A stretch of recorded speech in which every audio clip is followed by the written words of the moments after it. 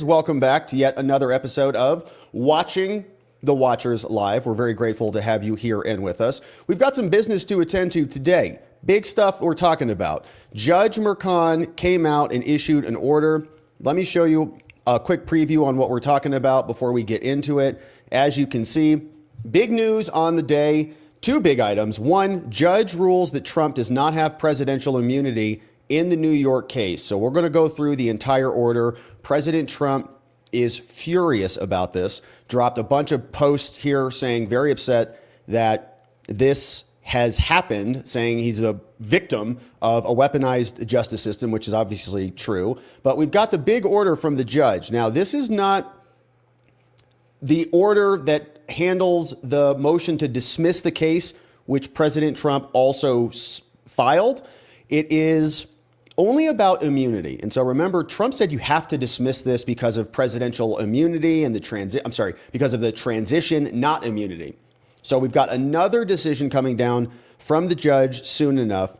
But another giant story that we're talking about today is on, of course, this story, the 118th Congress, and a report from Barry Loudermilk has now been dropped. And we've got Clavicle Girl and Liz Cheney, who are going to be making up the crux of this analysis. 128 pages. And if you go all the way down to the conclusion, which we will do here in just one quick second, I want to show you, well, we'll do it in a second. It's saying that, did YouTube not start? Hang on. Is YouTube on? Are we live on YouTube?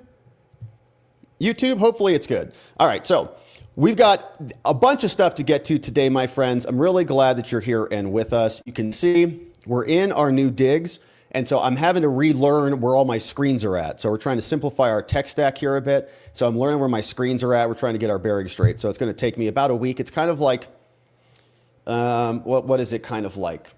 Like a new pair of underwear, you know? So that's what we'll do. Good. We're live on YouTube. Thank you, guys. All right, cool. Good. Thanks for confirming this. As you can see, we've got a bunch of cords and stuff back here.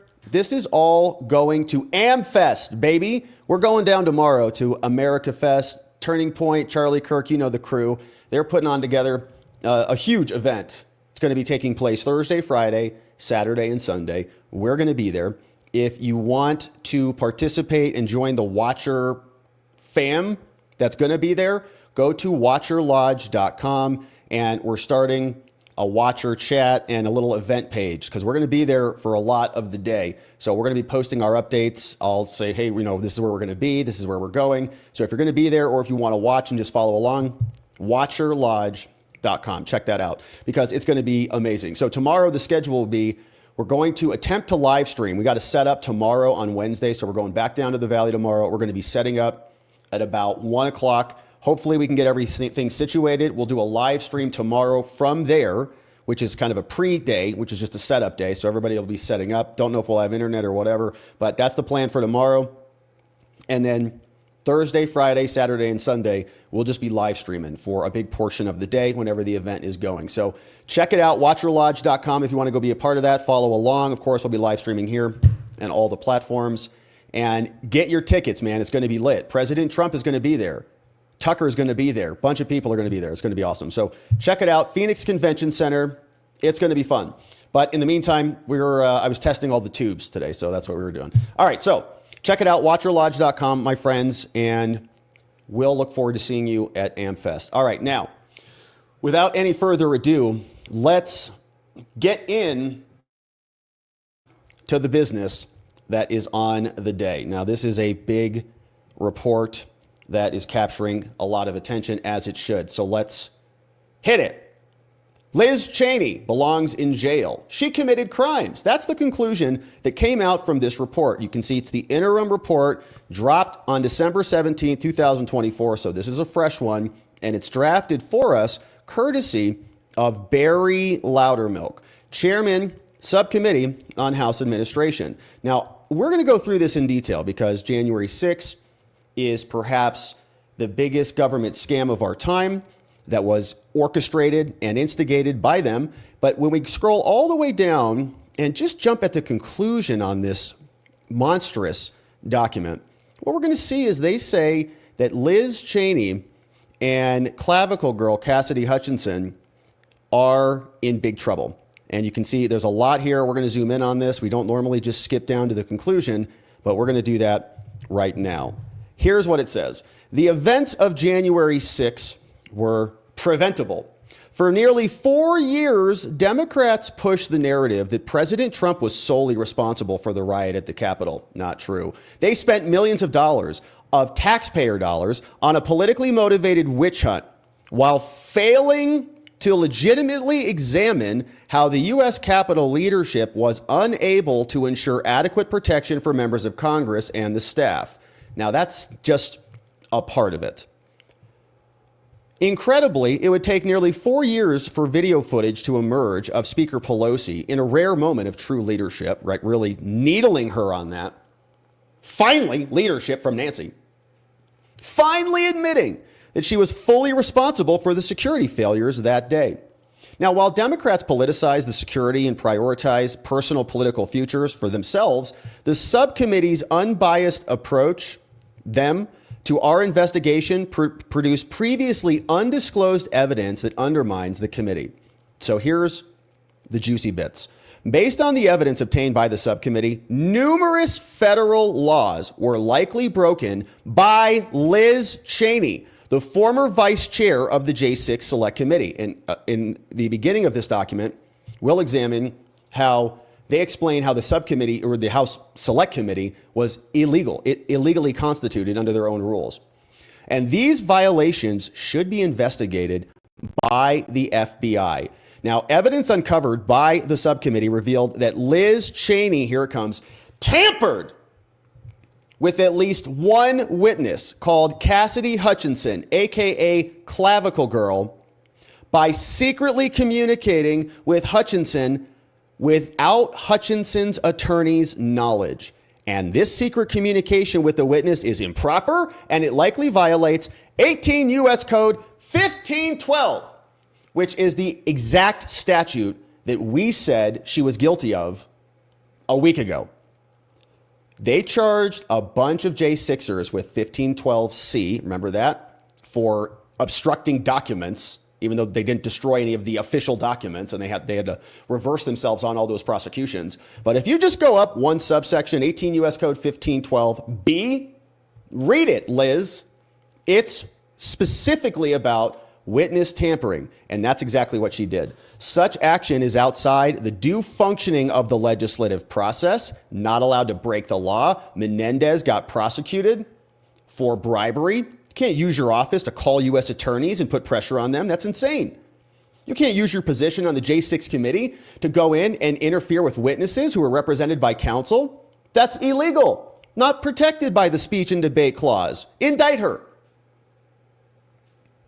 The FBI must also investigate Representative Cheney for violating 1622, which is suborning perjury, which prohibits any person from procuring another person to commit perjury, which is what, in my opinion, Clavicle Girl Cassidy Hutchinson did.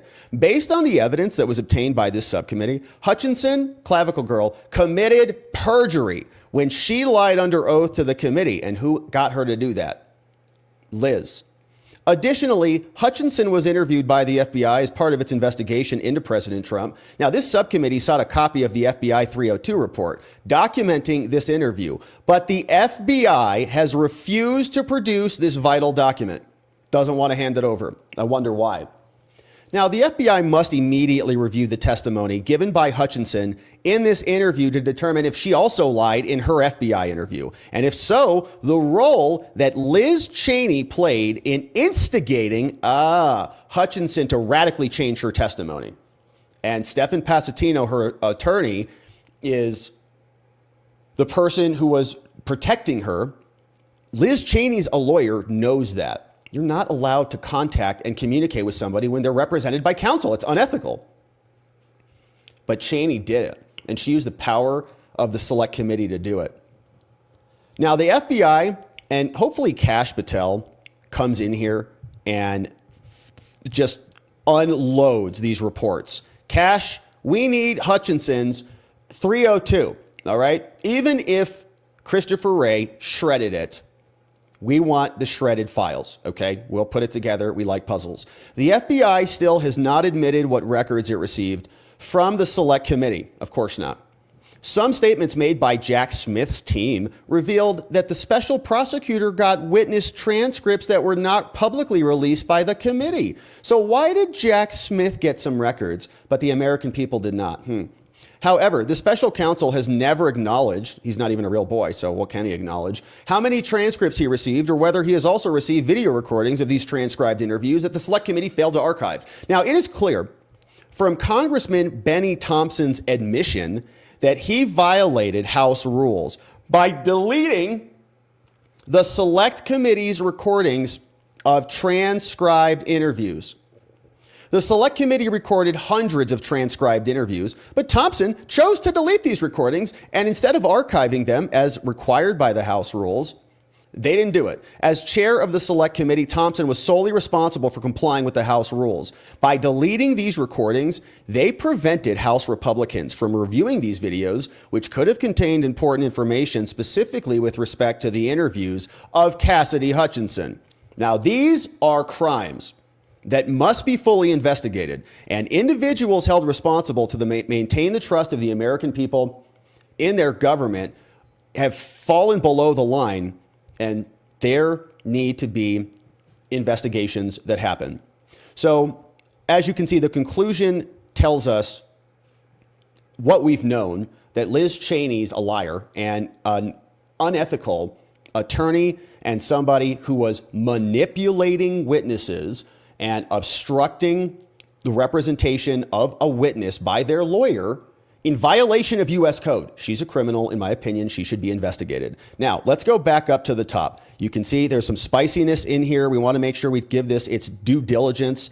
And you can see here are the contents. Loudermilk explains that he's had a lot of work that has gone into this. Let's see what he covered, because another question that we have is about the scope of this investigation. What did he investigate? What did he not investigate? For example, I have a lot of questions about HSI, Homeland Security Investigations, and how many agents or agent-adjacent people, sources, informants, label them whatever you want, I don't care.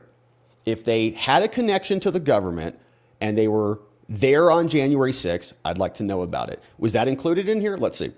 In January 2023, McCarthy asked me to look into this. I accepted the assignment on two conditions, that I have autonomy and other things. And so for 24 months, I have been dealing with loser, uncooperative bureaucrats. At one point, the work of the subcommittee was completely halted because we got rid of Kev. And there were internal efforts to derail this investigation. Now, over the course of this investigation, we interviewed hundreds of witnesses, scored over millions of documents, listened to 100 hours of radios, lots of stuff. And they have also talked to people like Stephen Sund. And can we just pause and say shout out to Stephen Sund, Capitol Hill Chief of Police, for being an honorable person of integrity. They tried to make him a scapegoat and blame him for January 6th. But he did not allow that to happen. And in fact, he has written a book about it that has exposed this and shined a giant light on the malfeasance. Now, this report reveals that there was not just one single cause for what happened at the Capitol, but there were a series of things. And so they're digging into this. During 10 years in Congress, I've done a lot of things. However, I can say this has given me some of the greatest sense of accomplishment ever. We've had a lot of size and scope, and we've investigated this, but I pray this report is just the beginning of an era of restoring our federal government to its basic principles of transparency and accountability. Two values we talk a lot about here on the show. So Loudermilk is detailing a lot here. Let's hit the highlights. They tell us the committee on House administration that's chaired by Loudermilk has spent a lot of time investigating what happened at the Capitol. And they tell us that throughout its nearly 2 years of work, the Select Committee, they presented uncorroborated, cherry-picked, and at times false evidence that fit its narrative. Thank you, Liz Cheney. Now, the Select Committee did not attempt to even hide its bias. In fact, it memorialized its own failures and prejudice when it published its final report.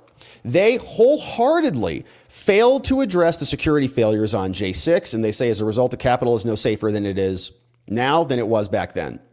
And so we're here to provide truth and accountability. They have jurisdiction to do it, and now we get to it. A point that we've made here for a long time and made a lot is that the entire Select Committee was illegitimate, and they should have never been allowed to have pulled the charade that they pulled on all of us. Remember H.R. 503. On June 30th, 2021, the Democrat House majority passed 503, H.R. 503. The Select Committee got an $18 million budget, resulted in a Hollywood theater. For 2 years, they presented uncorroborated, cherry-picked evidence. Now, the composition of the committee was as follows. The day after the House voted on H.R. 503, Pelosi named 7 Democrats and 1 Republican, right? Pelosi comes out perfect. 7 Democrats, 1 Republican. We're going to throw Liz Cheney on there to represent the interest of the Democrats. Then Kevin McCarthy came out and he said, you know what? We're going to put 5 of our people on. And Pelosi rejected it, said, no, you don't get to pick and have those people on board.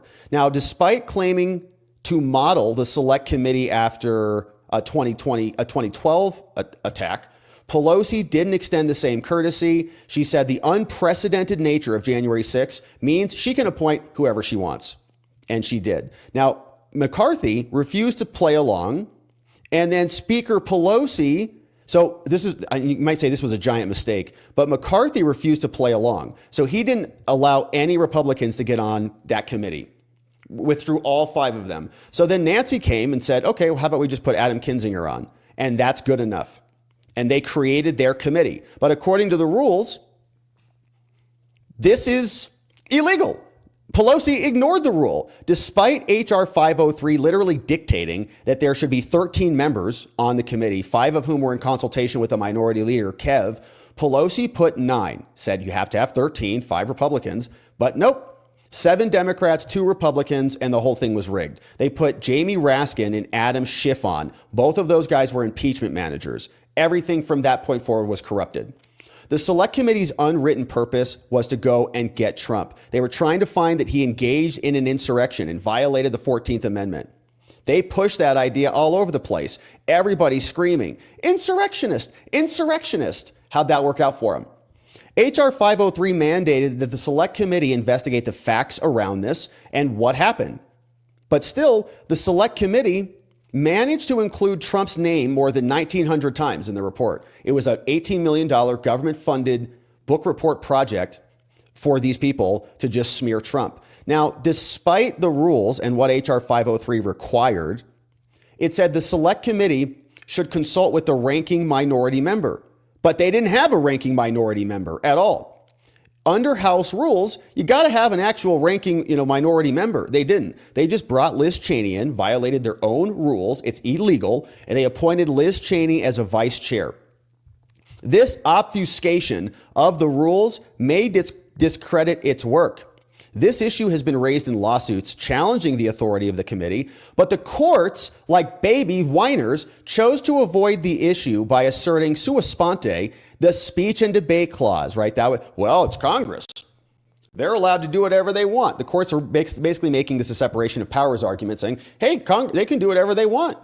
I mean, it's Congress. So if they want to create an illegal committee, we can't go in there and interfere with their internal operations. But the courts in these cases were so pathetic that they then allowed an illegally constituted committee like the J6 committee to issue subpoenas to Steve Bannon and to Peter Navarro and many others who got subpoenas from them. And Bannon and Navarro, why would they obey an illegally constituted committee's subpoena? If the courts look, separation of powers is fine.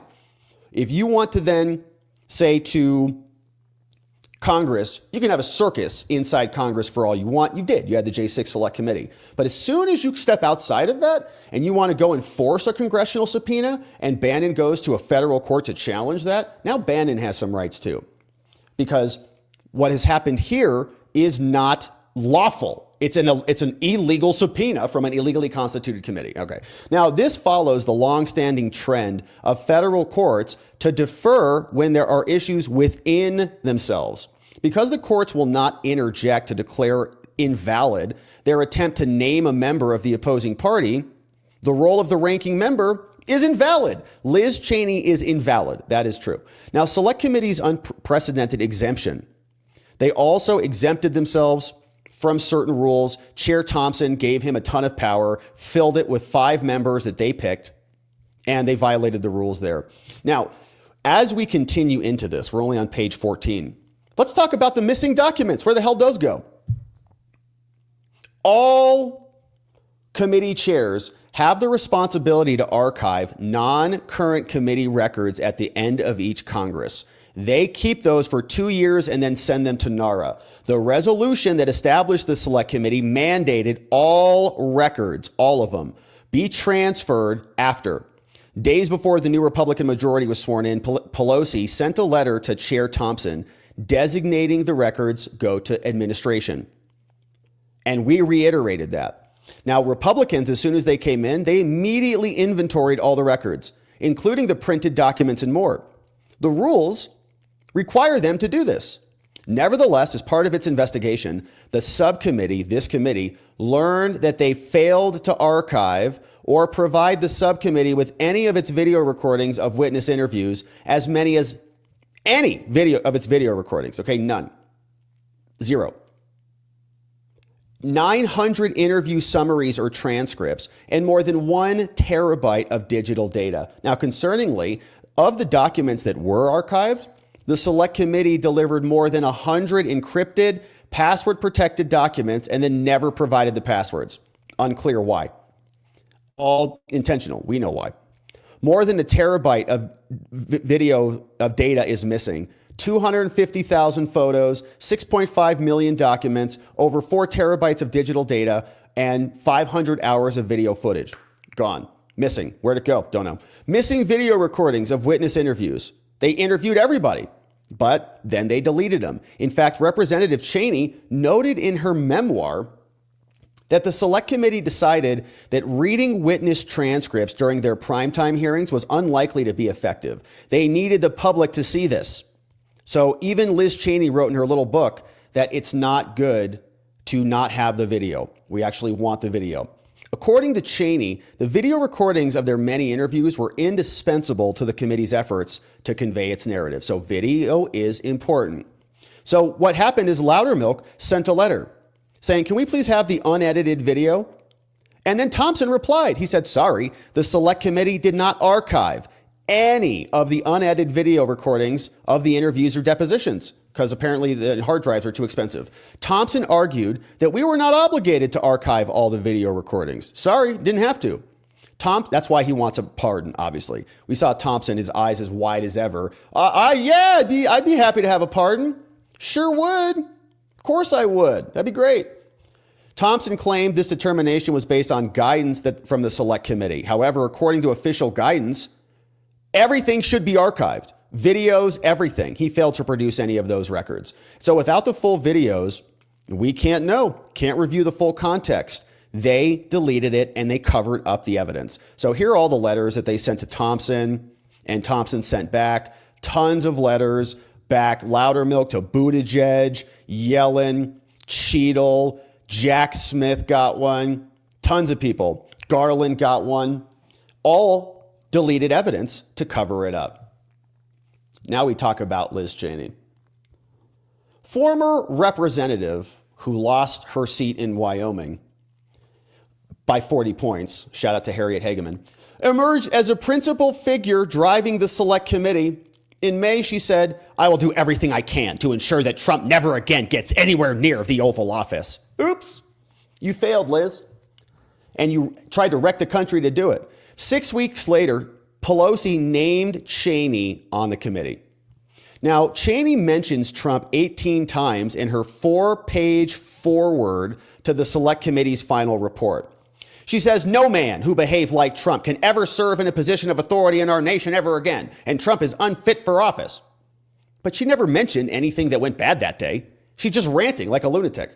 It appears as though she leveraged her unique position to do everything she can to stop Trump from winning. Cheney's influence cannot be overstated. Before the Select Committee published its report, 15 current and former staffers approached by the Washington Post to express, went to the Washington Post to express deep frustration with Cheney and her heavy-handed oversight of the committee. The article states that committee staff members were floored when they were told the final report would focus almost entirely on Trump. That's all. Another staff member stated, when the Select Committee became a Cheney 2024 campaign, many of us became discouraged. And the article continues, people familiar with the work said that Cheney was far more hands-on than Benny Thompson, clearly. Now, her exhaustive efforts, they couldn't produce a narrative to blame it on Trump because he didn't do anything. The Select Committee needed a star witness. It was failing. It was floundering. People were bored out of their minds. I think we covered the first 2 hearings here. Listen to those. And we thought, these are boring as hell. Not even anything interesting is going on. So then they had to come out and bring in Cassidy Hutchinson. Through thousands of hours of interviews, interrogation of hundreds of witnesses, the Select Committee chose to base its conclusions on uncorroborated and inconsistent testimony from one person, clavicle girl, Cassidy Hutchinson. She gave the committee exactly what they were looking for. Now, she was a 24-year-old special assistant to the president, worked with Mark Meadows. Prior to this, she was at the White House internship program. Now, according to testimony by White House employees who worked closely with Hutchinson, her responsibilities were just following Meadows around. That's it, administrative duties within the office. She communicated regularly with other White House employees to organize Meadows' calendar. She had her desk located near a doorway leading to Meadows' office. Now, despite initial reporting that Hutchinson became unemployed for a period of time at the end of the first Trump administration, no, it was revealed she continued to work as a coordinator for Trump's official taxpayer-funded post-presidential office from January 20th, 21 to April 1st, 2021. And she earned a salary of 90 G's for that.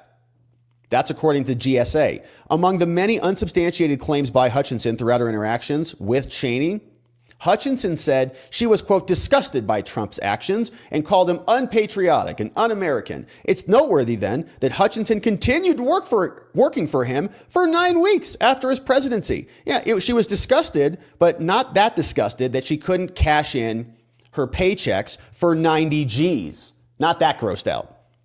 So despite the testimony, and I'm not saying 90 G's per paycheck, but 90 G's was her salary. Despite the testimony she gave against his character and action, she still wanted to get paid, making sure that direct deposit's still coming in. Multiple reports also say that Hutchinson planned to move to Mar-a-Lago with Trump. However, Trump came to believe that Hutchinson was responsible for leaking the list of employees, and he personally disinvited Hutchinson from moving. Wow. Before the Select Committee was formed, now she's like, oh man, I'm doomed. Now I'm screwed, right? She has to hitch to somebody's wagon. She was on the Trump wagon, not anymore. Before the Select Committee was formed, President Trump had heard negative things about Hutchinson, including that she was a total phony and a leaker. In a post from his Truth Social, he asked, why did she want to go with us to Florida if she thought we were so terrible? The subcommittee couldn't answer that. So Cassidy then claimed that Meadows informed her in her final days of the administration she's not going to go work for Trump in Mar-a-Lago. Unclear why. When she had her last day for Trump, don't know. But it remains a fact that nearly a year after the events of J6, she contacted the Trump team to get an attorney to help her with the J6 committee. And we saw that. She had an attorney called Stephen Passatino. Now, the Select Committee then began interviewing hundreds of people it thought were connected to the J6. Hutchinson was one of them.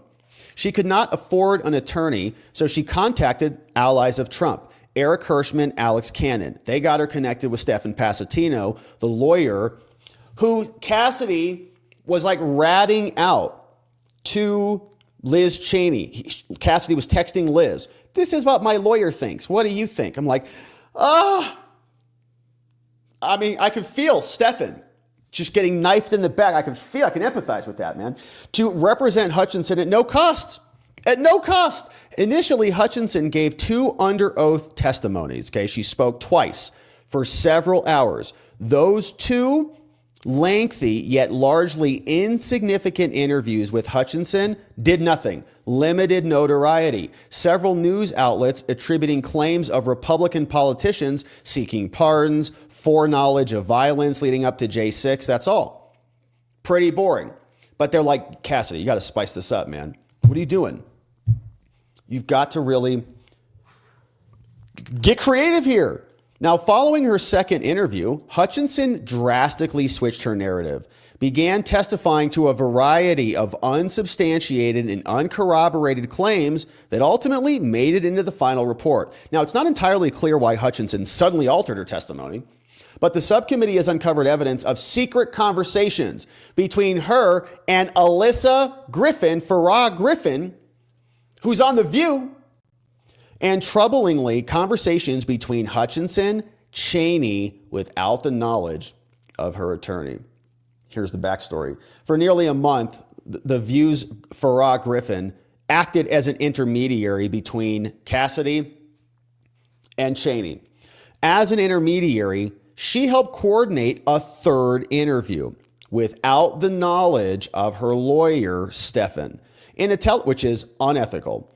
In a television, they knew she was represented. In a television panel with a member of the select committee, Representative Raskin, a year following the end of the committee, Hutchinson freely stated that, quote, she had back-channeled for a third interview without her attorney's knowledge with Alyssa Griffin. Busted. Now, at this time, Griffin and Hutchinson discussed the optics of this new information and what happens if she testifies. Her messages indicate that she and Griffin colluded to create a false story about why Hutchinson needed to do a third interview. Why? And why did they need to convince her attorney, Pasatino? Okay, it's like an operation. If she's unhappy with Pasatino, she can fire him. But she's colluding, and they're colluding her, taking advantage of her, to try to sell a story to her attorney. Okay, it's witness interference, it's tampering, they're manipulating her story and exploiting her to do it. So here are the emails. And Cassidy sent this one. I know you're busy, Alyssa, but is there a chance you've touched base with anyone regarding what we talked about on Tuesday night? Alyssa, hey, yes. So I reached out to Liz. She agreed to keep our convo totally confidential. She said she admires you and could tell you wanted to do the right thing from your testimony. Her one concern was, so long as you have counsel, that's Liz Cheney. That's knowledge, intentionality. She's got a guilty mind. She can't really ethically talk to you without him, but what she suggests is a follow-up with you, with your lawyer that she and Dan George can lead. Probably can do without other members and Tim. Does that help at all? I can tell she really wants to work with you and is just trying to figure out the right way to do it because you've got a lawyer. I mean, do you think this is actually of interest to her at this point, or is this moot? Like, have they moved beyond it? So Cassidy's freaked. She's like, I need to make a mark somehow. Do I have anything valuable? Then in her May 17th transcribed interview, Hutchinson testified to a series of uncorroborated and unverified stories. She shows up, starts spilling her guts about clavicle attacks, Melania hanging out of a helicopter, and more. Despite already testifying to the committee twice, suddenly she's got new information. Wow, where'd that come from? Incredible. Now, it says the subcommittee was only able to obtain a limited number of text messages, but Cheney's influence is apparent by her dramatic change in testimony. She came out, used second, third-hand accounts. She claimed that Deputy Chief of Staff Tony Ornato told her that Trump lunged towards the Secret Service driver and grabbed him by the clavicle, is what she said. This story has never been corroborated, all right? And it was literally directly refuted by both Secret Service agents in the vehicle and by Tony Ornato himself. 3 people all declined it, saying she's nuts. I didn't tell her that, and it never happened. So she just made it up. Liz Cheney says, perfect. Oh, and you didn't remember that the first 2 times? Who cares? Doesn't matter. As long as you remember it now. Now, after her 3rd interview, Hutchinson reached out to Cheney directly. While Hutchinson revealed the general timing of those conversations in her book, the extent and the content of your communications were not previously disclosed until they were discovered here. When Hutchinson texted Cheney, she was still represented by Pasatino, and Cheney knew it. Cheney and Hutchinson communicated for days without Pasatino's knowledge. Now, it is unusual and potentially unethical for a member of Congress conducting an investigation to contact a witness if a member knows the individual has a lawyer. That's why you get a lawyer. Cheney's a lawyer, and an attorney who circumvents an individual's legal representation, like Liz, would violate attorney ethics in Washington, regardless of who initiates the contact. Now, while it's not clear how the DC bar would apply to this rule to a member of Congress that they love, like DC, like they love Liz Cheney.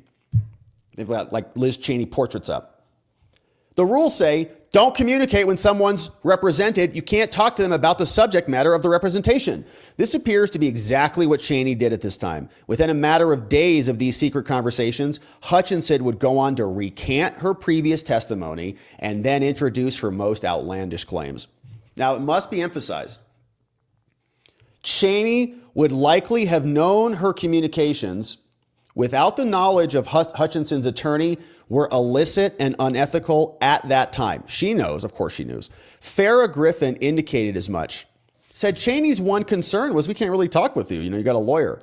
But then they were talking. Understandably, Cheney attempted to distance herself from the appearance of impropriety after she published her book. She said, well, we didn't want to be advising her on what she did next. But of course, they did. Now, the influence on Hutchinson went beyond contacting Hutchinson directly. Cheney also played a primary role in getting her to fire her lawyer. He was free and was good. We were listening to a lot of his arguments. And by the way, he was even telling Clavicle, we can go testify. We're happy to do that. In our read of Stephen Pasatino, he was representing Clavicle Girl. He was not representing President Trump or anybody on that side. In fact, he was willing to go and have her testify. They just wanted it to be done in a way that would protect her, because a lot of people on the Trump side would be very upset with her if she went and testified. So how do we frame this so that it's honorable and honest? And he was working with her on that. Then she was backstabbing him and communicating behind his back. According to Cheney, her concerns for respecting ethical boundaries limited her. So she passively waited for Hutchinson to fire her lawyer. No, Liz Cheney was racing and helping her to do that. Unfortunately for Cheney, this is what Cheney wrote in her book. Not long after this interview, Cassidy contacted me. She told me that she was inclined to represent herself going forward. I said, oh no, I'm sympathetic. You can't represent yourself. I don't want our committee to be advising you. So how about this? Since you fired him, how about you could find another lawyer and then get their independent advice? Yeah, says Liz. I just want to help. Okay. Well, Hutchinson recalls it differently. In her book called Enough, that has that horrible photo of her on the front, Hutchinson stated that not only did Cheney play an integral part in Hutchinson's developing testimony, but even gave Hutchinson a list of attorneys to replace her current lawyer. Clavicle said, well, I asked if she or any members of the committee staff might know an attorney who would be willing to put me on a payment plan. Liz says she'd follow up. The next day, she gave me info for multiple attorneys at various firms. I thanked her and promised that I'd go out and do the right thing. And it was one of the greatest gifts I could have ever received, hope. Then she went and got a lawyer.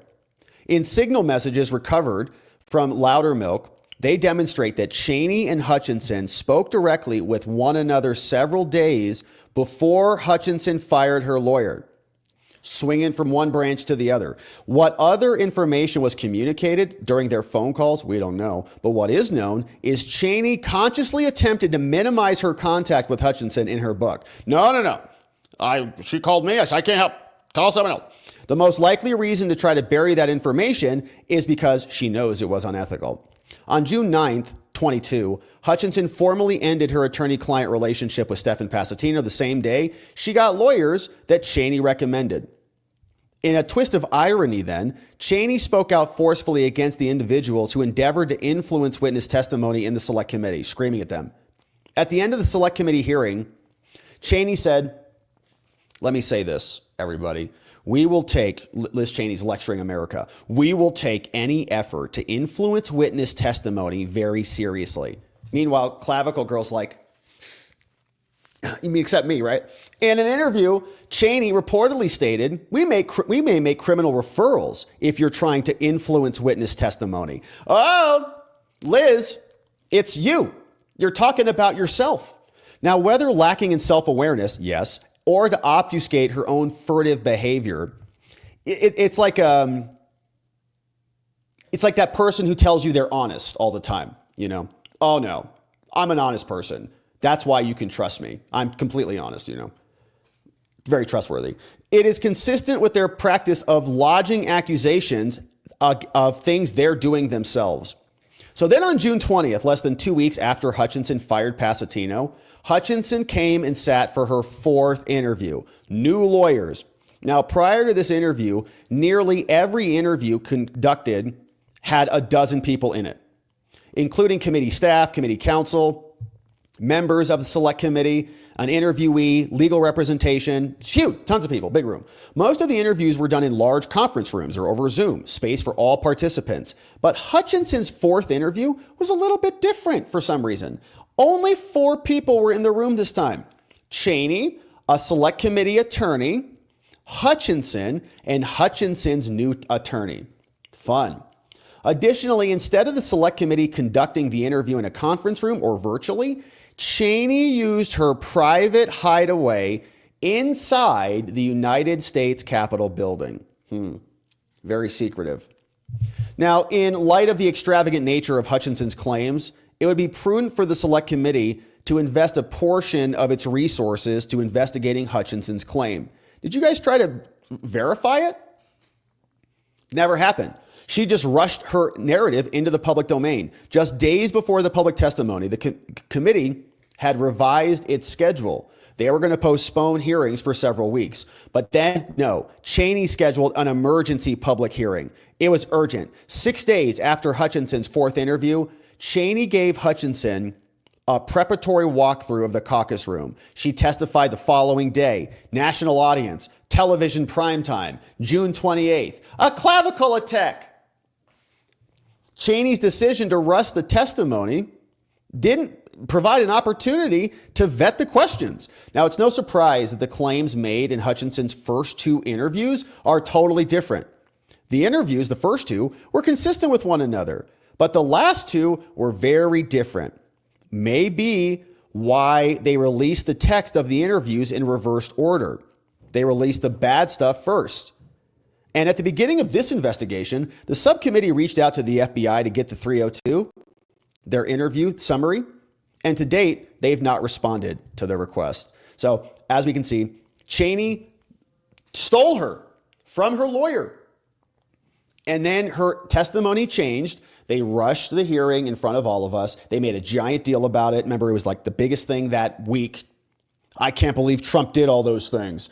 Cassidy was the only witness to testify to specific outrageous claims. Nearly all of her allegations involve not being an eyewitness at all. And the parties that she credited for telling her those things denied what she said.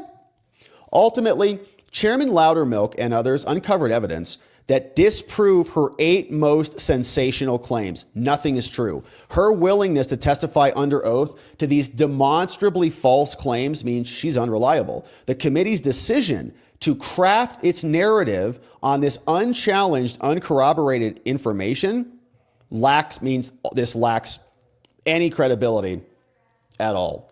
They tell us, here are some of the key findings.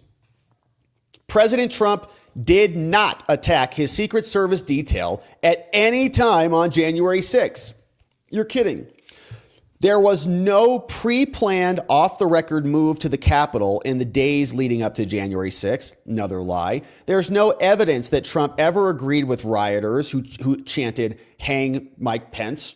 No one agreed with that. Cassidy Hutchinson falsely claimed to have drafted a handwritten note for President Trump on J6. She didn't. That was Eric Hirschman's handwriting. We saw the compare and contrast of the two handwriting fonts. She writes like in bubble letters like a Cassidy Hutchinson would. And Eric Hirschman writes in blocky letters like I would. And he writes like that. It's totally different. She didn't write anything. President Trump did not have intelligence indicating violence on the morning of J6 because the feds hadn't caused it yet. Cassidy Hutchinson lied about the classification status of documents to disparage Mark Meadows. They weren't classified. Cheney and Hutchinson attempted to disbar Stephen Passatino, and Hutchinson misrepresented President Trump's actions at the Lafayette Square Park. Lies. 8 of 8 lies. And they go through each one after another. The clavicle, perhaps, is the biggest. Here was her testimony. They said, in public testimony, Hutchinson said, when the car started moving, I'm under the impression from the story as Tony had retold it, it just made Mr. Trump irate. And he lunged forward into what I believe is would be called the cab of the presidential limo and went to grab at the steering wheel. And Bobby had said, sir, I'm going to need you to take your hand off the wheel. We're going back to the White House. That's final. Mr. Trump again was extremely angry at that response, and he used his free hand, to my understanding, is to lunge at Bobby Engel. And he attacked him in the clavicle. Ah! Hutchinson motioned towards her clavicle while describing the incident. The Select Committee previously transcribed interviews under oath with Engel and Ornato. Neither of those witnesses made any mention of anything like that. In fact, they categorically deny Hutchinson's story. So it's unclear why Liz Cheney did not seek to ask those people, Ornato and Engel, about this. Those 3 eyewitnesses were never interviewed again. They chose to promote Hutchinson's version of the event instead of all 3 of the others, citing a series of other unnamed individuals who were removed. Engel said this about the attack. All right, do you remember him, any kind of physical gesture? Did he lunge Trump? Any kind of gesture at all when he told you he couldn't go to the Capitol? Secret Service says, no, sir. Was he agitated? I didn't sense him as being agitated. Was there a heated argument in the Suburban? No, sir. Was the president irate? I would not describe him as irate. What kind of weird questions are these? Select Committee did not give Trump's Secret Service any opportunity to give his version until November. He testified that he had not even been contacted by the committee in any way until that time. The driver said the following. Okay, so prior to June 28th, which I believe was Cassidy Hutchinson's testimony in front of the committee, I had not been interviewed by any investigative body or the Secret Service internally concerning these events. So they shoved Cassidy up there, didn't even ask anyone else. And then obviously on June 28th, in a public hearing of this committee, Cassidy Hutchinson made accusations or relayed accusations that the president had tried to commandeer his limousine by grabbing the steering wheel, which is like an insane thing to do, right? To go through the window to grab the steering wheel. Trump's going to drive it. He says, I was in the car. Obviously, I was driving. This guy says neither of those things happened. Okay. Neither of those things happened. It's just ridiculous. So waiting nearly 5 months to interview the 2 Secret Service agents and Ornato, who could verify Hutchinson's story, is unjustifiable. The Select Committee and their apparent lack of interest in investigating any of this stuff is inappropriate. The driver clearly stated here, neither of those things happened. Okay, neither of those things happened at all. Ms. Cheney asked the following. Thanks, Mr. Harris. First of all, I just want to thank the special agent for his testimony. I just want to ask, though, is it the agent's understanding that Ms. Hutchinson's testimony to the committee was that there had been an actual physical assault in the SUV? Physical assault. So she's trying to distinguish between a physical assault and a physical altercation. Was it assault, altercations? But nothing fits. They said, doesn't matter whether it's an assault or an altercation. Neither of those things happened. And so Cassidy's a liar. Liz Cheney's a liar. And it's now coming out. We see there were more things. Trump was not supportive of the hang Mike Pence stuff, as we know. We saw fact finding number 4. She did not write the handwritten note. Let's see if they have the notes. Cheney, and there's a chief of staff note card that you wrote. Is that your handwriting, Miss Hutchinson? That is my handwriting. And why did you write this note? Well, the chief of staff was in a meeting and they had rushed out of the office quickly. Mark handed me a note, and so I wrote it. No, you didn't. This is the note. Okay. Anyone who entered the Capitol without proper authority should leave immediately. That's the note. You know who wrote that note? Eric Hirschman. This is Hutchinson's writing example. It looks like little bubbly, girly letters, right? Look, there's a little cross and hearts and a little peace sign. See that? Little peace sign. Cass. Like she does like a little heart over the eye, maybe. Cassidy, heart, love you. Bubbly. Looks like a girl's handwriting. This is Hirschman's handwriting. Eric Hirschman, the guy who was in the room, she said. That's how he writes. That's what it looks like. That's the note. She did not write that note. She lied about the note. So, conclusion that the evidence says the handwriting was written in the same hand as the exemplars. We covered this in detail when the report came out. Trump had no intelligence on the morning of that there was going to be violence because the feds hadn't done it yet. Cassidy also lied about the classification status of documents that were being passed back and forth between Mark Meadows. She didn't know what the status was, and she claimed she did. And they often also tried to get Stephen Passatino, her lawyer, disbarred.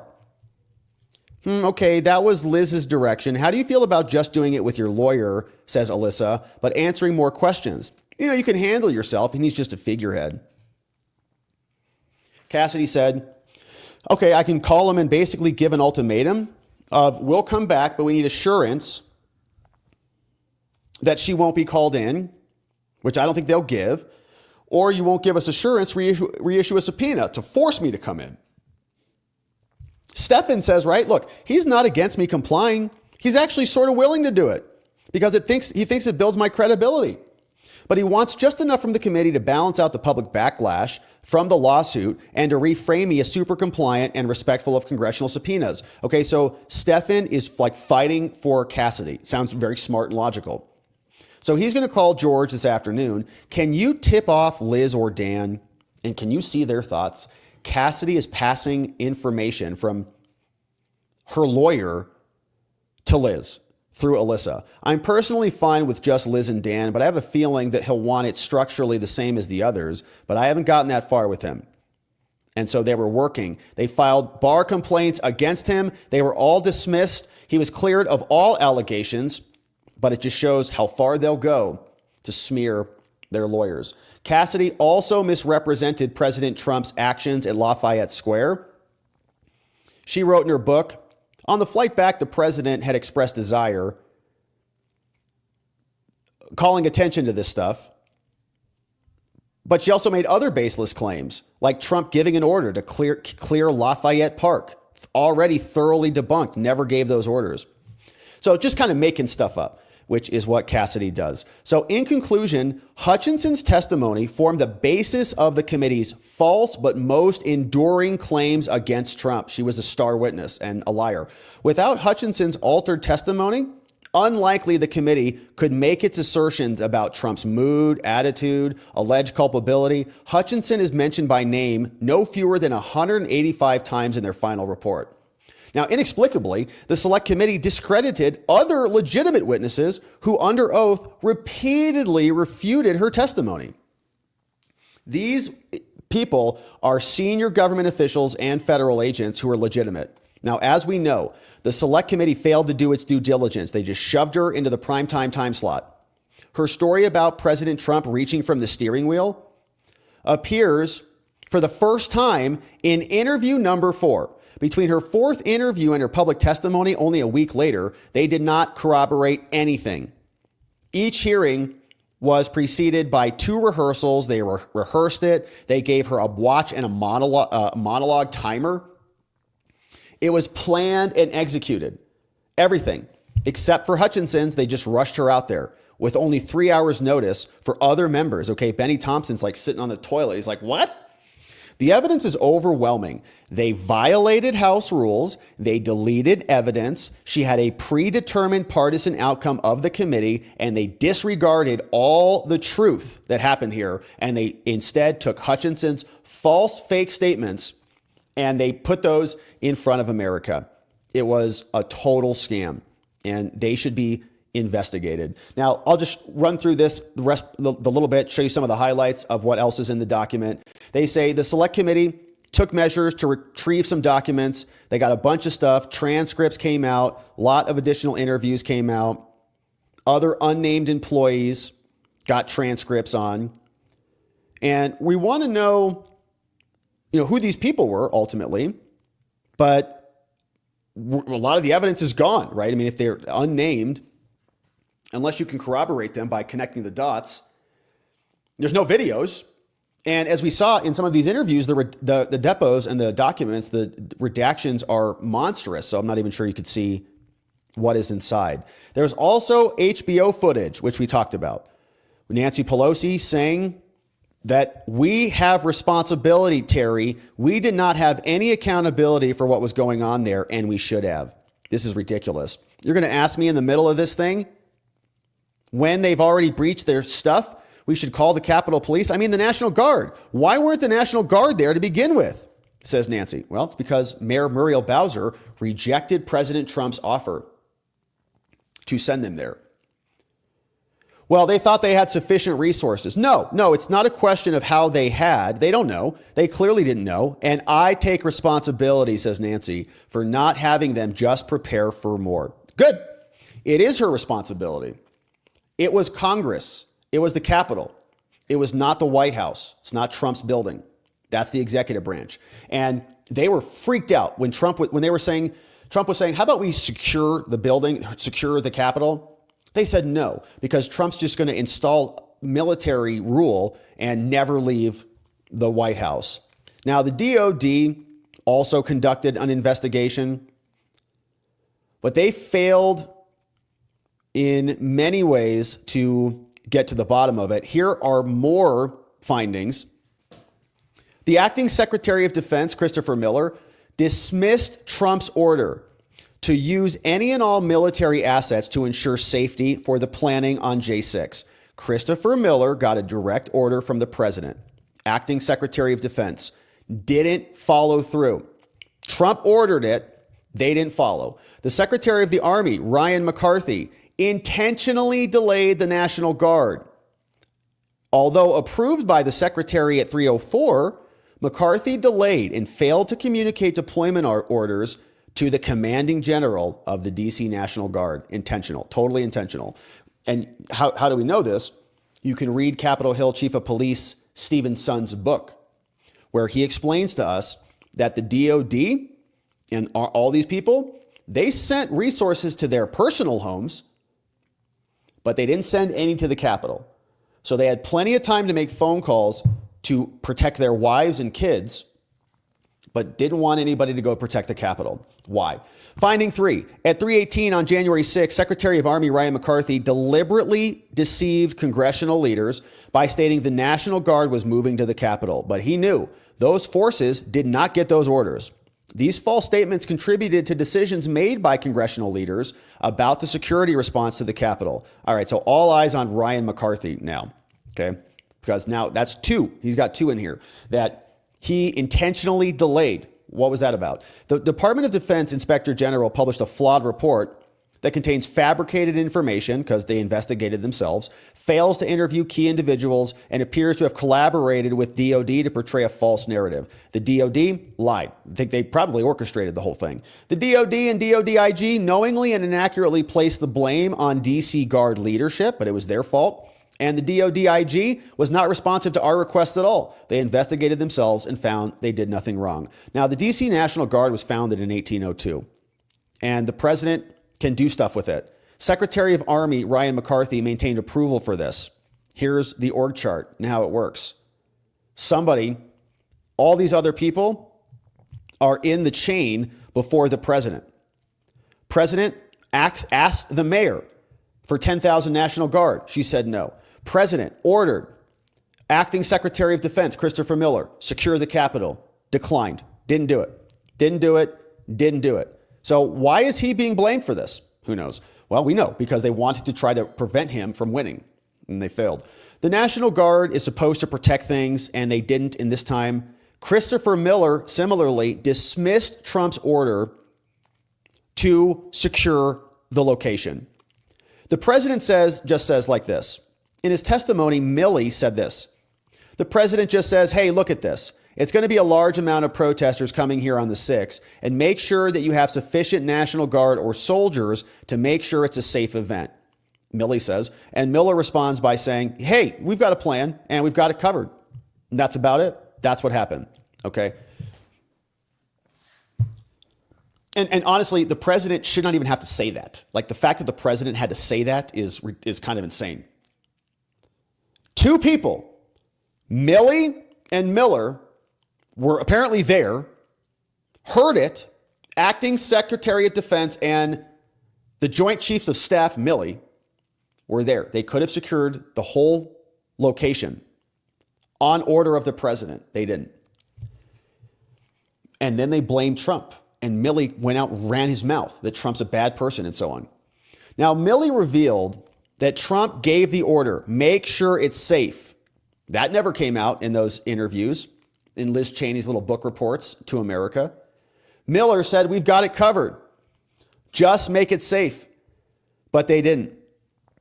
In fact, here's another thing. Acting Secretary Miller memo established restrictions and measures, and its deployment requested by Bowser. So here was this. And let's see where this goes. We read that some time ago. Now, Miller published the memo to approve the use of National Guard. He said, use Guard, use soldiers, use whatever you have to do. Just make sure it's safe. We've got a plan. We've got it covered. Then Miller, the DOD interviewed him, the Inspector General. Miller was asked if he ever thought that, the DOD might need to do something at the Capitol. Did you have to do anything? He says, well, the operational plan was this. Let's take the DC Guard, keep them away from the Capitol, and we'll make it a safe event. But he says, Miller said this. There is absolutely no way I was putting U.S. military forces at the Capitol. That would be the greatest constitutional crisis since the Civil War, right? Nobody wanted to arm it up. And we heard that because they said Trump is just going to take over the country if we allow him to do that. Miller's statements reveal that his decision-making rationale was he was concerned about being a Trump crony, and he was concerned about what they would say on X and on Twitter at the time. And they were saying, we can't let him bring the Guard out there because they wanted the whole thing to fail. Then McCarthy intentionally delayed the response to the Capitol, found it unusual. Here are some of the notes. This is Rick McCarthy. He says, I withhold authority to approve employment of the Quick Reaction Force. Sent that on J5. So we're not going to deploy the Quick Reaction Force. But the rules say he should have been considering that, and he specifically did not. And then on January 6th, he deceived congressional leaders that he didn't move them. Well, I thought we had them moved. Nope, don't have them moved. He made a phone call. Speaker Pelosi says, did you talk to your boss? McCarthy said, I did. Yes, we have the green light. The National Guard are moving. No, they weren't. Another lie. Guy lied. All right. Now, the Department of Defense also published a flawed report. They withheld a bunch of information about information that exonerated Trump. There were transcripts that Miller and others know that Trump said, secure the place. If he wanted to insurrect the Capitol and take over the building, which I guess means you're in control of the country, which is a stupid thing that the left was obsessed with. If he got the podium, he has total power forever. All right. But here, he actually wanted it secured. So how can he want both? You can't. They hid it. They also possessed information that the Army was misleading Congress and delaying the National Guard. They published misleading information and were lying in their reports. As we continue, a lot of excerpts from transcripts and testimony to corroborate these points. They selectively published things And the DOD report was just trash. All right, that's what this is all about. And it always is, because they investigate themselves and they find they did nothing wrong.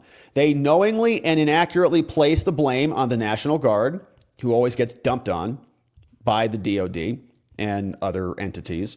And then there were whistleblowers. Other people came out and testified about how serious this was. All these accomplished people were testifying about what happened. Many current and former members had concerns. All 4 whistleblowers testified under oath. They made claims. They say the IG report are wholly inaccurate.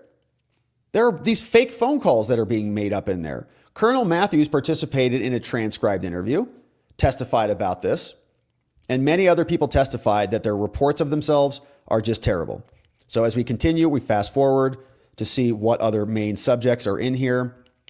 Again, inspectors general, they ask their own people to investigate themselves, but they're not transferring any info. Here's more. The U.S. Capitol maintains a network of 1,600 cameras. When the subcommittee got CCTV footage from the Capitol, Loudermilk committed to releasing as much footage as considerations would allow. Over more than 6 months, they've released more than 44,000 videos, all on Rumble. These releases are enabled for all of us. Now, they maintained a viewing room for others to come check and a terminal for people to come watch. But the pipe bomb and the pipe bomber will be released as a separate report. Law enforcement response to the pipe bomber and the investigation into the pipe bomb suspect will all be released later. So, interesting. Good. We have questions about feds in the crowd, so maybe that is one fed. Also about the gallows. Some of the most sensationalized images were related to the gallows, which we saw a lot of. And they recreate what happened with the group. 2 men enter the intersection. Minutes later, they get a coffee. They're setting up the gallows. The following map shows where they went. Tons of cameras. They walked by the Federal Bureau of Prisons, walked by Jones Day, U.S. Department of Labor, federal courthouse, and more. And then they just went and set up the gallows. Still don't know the full story there. Now, how about law enforcement and their response? After the assassination attempt this year of Trump, we know that there are many outstanding reports about how bad the Secret Service is. Now, the number of Secret Service agents inside the Capitol with Pence were limited, and a lot of letters have gone out demanding more information. And here are the media archives for your perusal. But as you can see, we've hit the report. That's 118 pages. And in conclusion, I think the biggest takeaway here is this. Based on all of this evidence, numerous federal laws were likely broken. And who broke those laws? Liz Cheney did. 18 U.S. Code, 1512 subsection B, witness tampering. 18 U.S. Code, 1622, suborning perjury. Liz Cheney should be investigated. There's plenty of probable cause in this document that she is not protected by Congress, not protected by the speech and debate clause. She knew what she was doing. After the fact, after this was all over, she tried to then write a book to cover it up and recraft the story. And she thought she was going to get away with all this because they won or were going to win, but they did not win. They lost. And now this investigation hopefully opens up wider than ever before. What we saw in here was a lot. We also didn't see a lot. We didn't see much investigation into federal agents or Homeland Security investigations or the number of FBI agents who were really there. The FBI, of course, came out with their own report, said there were about 26 of them there.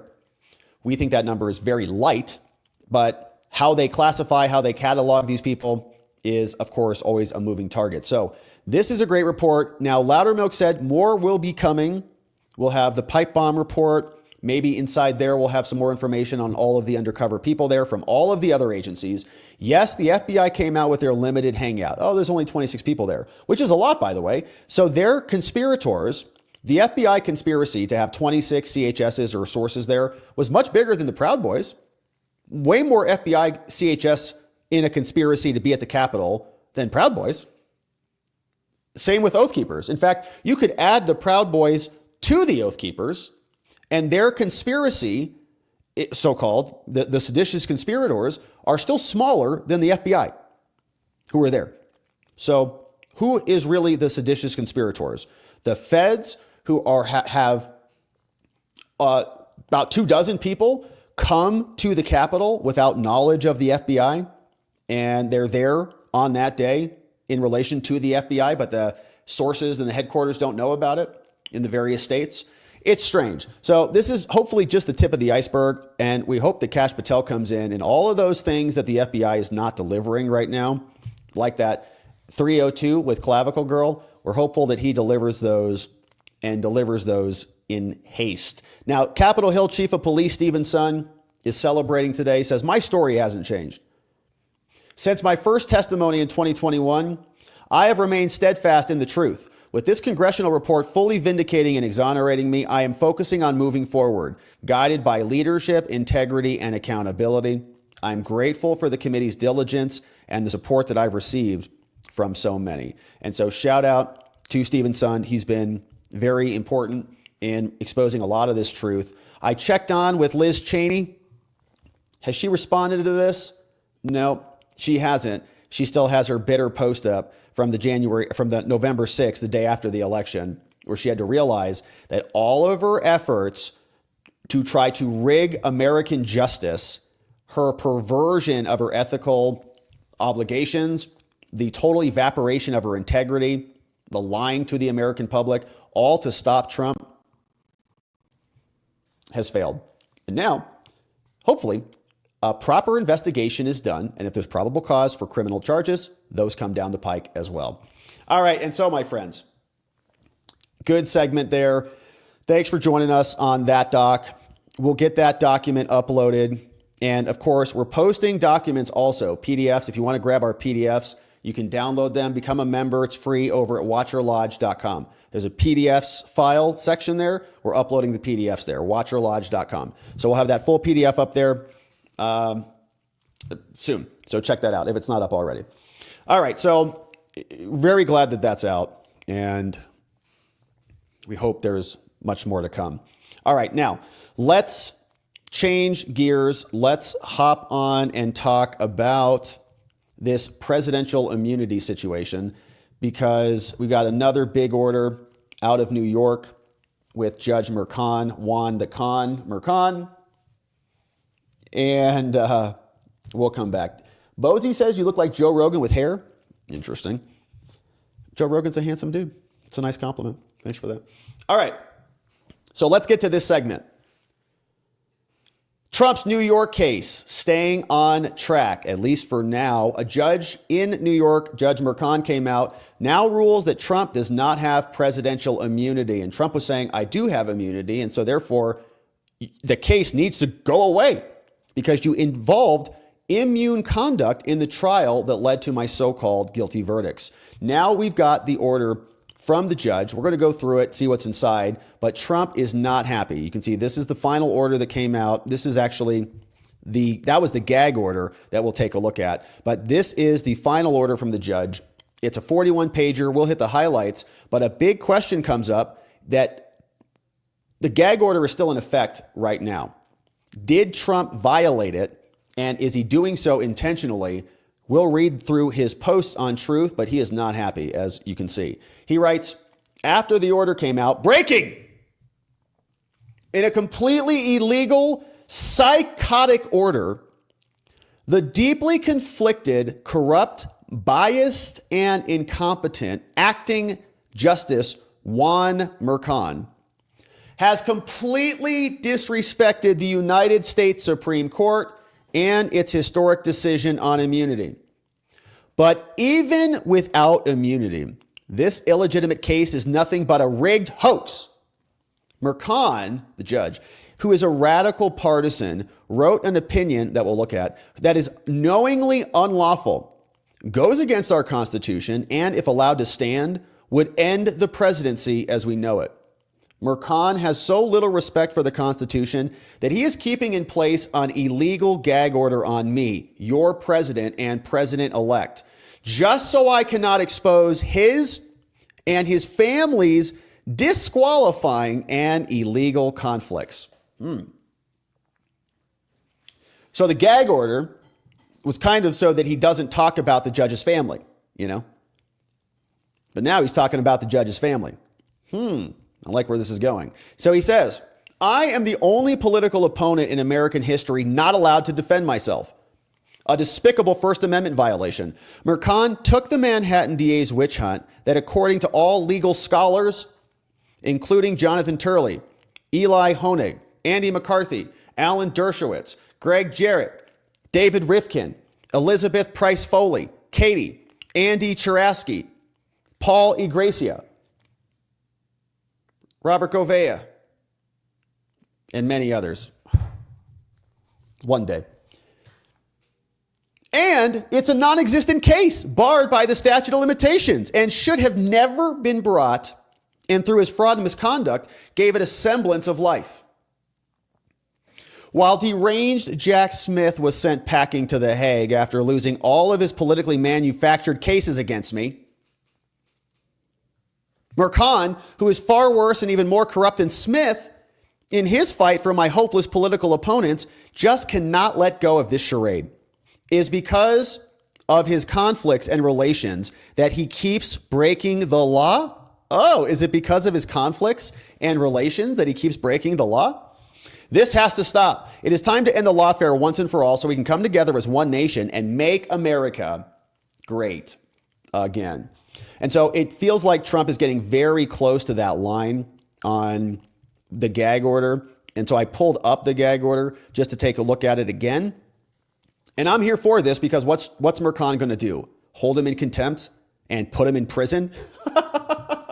He's the president, dude. All right, so here the judge says, all right, look, this was the old order. He posted this back and made a decision back on June 25th. So he says, all right, the paragraph restricting statements about some things are terminated, but the paragraph B, that restricts statements of Trump shall remain the same. So about paragraph B, it says this matter has set down, the jury has been discharged, but individuals covered by paragraph B must be protected. And so did they actually put this in here? B. Yeah.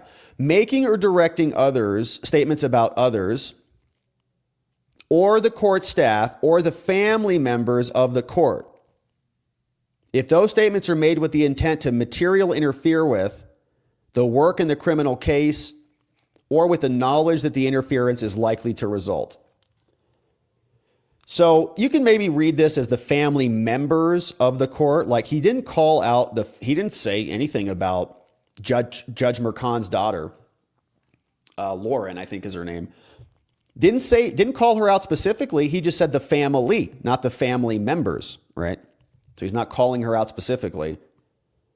So I think he's fair. He's in the clear. He's in the clear as far as we can tell. Now the judge is going to be very unhappy about that, but he's treading pretty close to the line, which we love to see. So the judge, of course, issued the ruling, and this means that the case stays on track for now. This was pursuant to Trump's motion to dismiss the indictment under New York law, and it's about immunity. Remember, the Supreme Court has already come back down, says the president does have immunity, gave us 3 different buckets of immunity. One, absolute immune. Absolute immunity. If you are doing something that the Constitution says you're allowed to do, you get immunity for that. That's your job. There's other things where it's presumptively immune. If you can argue it's within the outer perimeters or the outer bounds of the presidential duties, then you're protected, presumptively. They have to rebut that and overcome that burden. And then lastly, not immune. So what Merchan's going to do is say that all of this stuff that was talked about in the criminal case are all not immune. Now, the problem with Merchan's testimony here is that we never got to go through an evidentiary hearing to determine any of that. The judge is deciding that after the trial has happened. Now, Trump's arguments would be, you can't talk about this witness like Madeleine Westerhout, who was White House communications director, I think, or something. Hope Hicks was the comms director. Madeleine Westerhout was Oval Office director. Oval Office director and White House chief of comms were both testifying. That was all immune testimony. The checks were signed in 2017. while the president was the president. Arguably immune. So if the presumption is you get immunity if it's within the outer bounds, you have to have an evidentiary hearing to determine those things. They never did that. They just did a trial. And now the judge is saying, well, based on what I heard at the trial, all of that falls into the last bucket. That's not how immunity works. You get to argue for immunity and then make that claim. If immunity is rejected, you can appeal that. You don't get to have an immunity determination after the trial. Being immune means you don't go to trial. So it's all totally backwards. Now the judge is going to try to save himself and say, after the fact, I have determined you're not immune. Now, Trump will appeal this, and I think he'll win because the Supreme Court has been pretty clear on this. And Judge Chutkan has been pretty clear on this. When Trump made the immunity argument with her, she paused everything, which is the right thing to do. They let it go up to the Supreme Court, come back down. Now it's gone. Merchan didn't do that. So now he has to make this decision because otherwise he's going to have to admit his own error for not pausing the case and doing what Chutkan did. So he's already on this path. He can't get off. He's on the ride, can't get off, so he's got to ride it out. Now, the presidency, Trump also filed a motion to dismiss based on that, based on the fact that he's transitioning in and you can't prosecute a sitting president and more. So we'll come back on that, but this one means this case is on track for now, and we are scheduled for an evidentiary hearing later. So the judge writes, all right, trial commenced in this matter on April 15th, continued all the way through May 29th. The jury came out with deliberations. They found him guilty of 34 counts. Now, I wonder if the judge is going to say Trump was convicted, because this keeps coming up, right? Is Trump convicted or not? I say he's not convicted. Why do I say that? He has not been sentenced. And until you have a sentence, the conviction does not materialize. It does not mature. Trump voted in Florida. If he's a convicted felon 34 times, well, whatever New York did doesn't have the full faith and credit across state lines, so it doesn't count as far as I'm concerned. Does the judge say he was convicted? Or they just returned a verdict of guilty? Let's see what the judge wrote. It was just that. That same day, they set a deadline for post-trial motions, and the deadline passed. Then the Supreme Court came out on July 1st, rendered a landmark verdict. Defendant brought this topic back up, back in December 2022, saying that there is a motion for summary judgment and I'm entitled to immunity. Then he was arraigned, a lot of procedural history. Then he was indicted in Florida for classified documents. Then he filed an omnibus, a major motion that deals with a bunch of issues in this case. He brought up immunity and the supremacy clause. Then he moved to dismiss the J6 case, and the J6 case, a lot of history. So now he's walking us through the Supreme Court case. On August 1st, a grand jury indicted Trump for the J6 case. He appealed to the DC Circuit. It worked its way up to the Supreme Court. The Supreme Court said, the nature of presidential power requires some immunity. Obviously, it was going to be the case. Dumb Judge Ludwig, came out and said, it's clear as day. It's going to be 9-0. Trump is going to have no immunity because it would be a tyrannical country or something. He was obviously dead wrong. It was 9-0 the other way.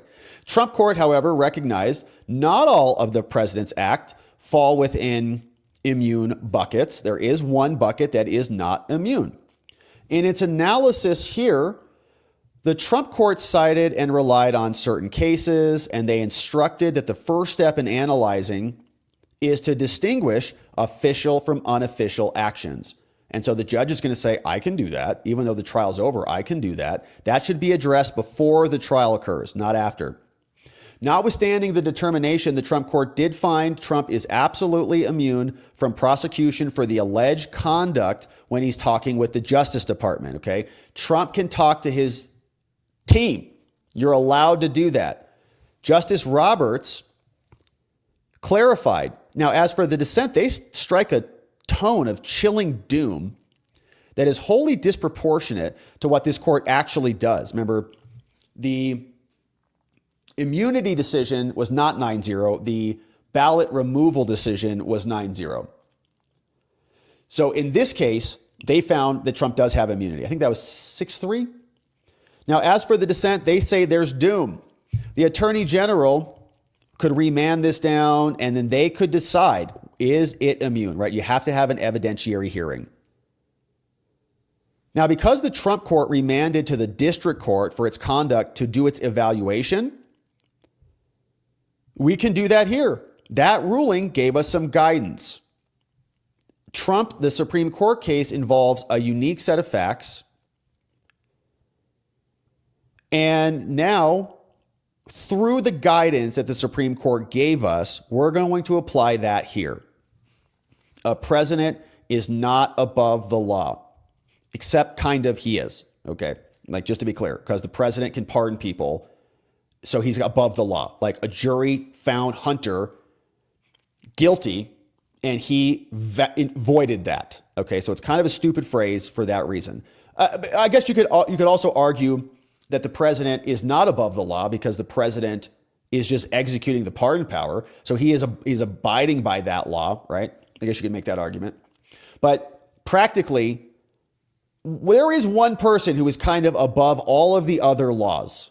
Really, it's the president, practically, as we just saw. So anyways, that's a separate point. But parties of the arguments of the parties, they say now Trump has moved to dismiss this case, saying the people, Bragg, introduced evidence at the grand jury and at trial relating to his official acts as president.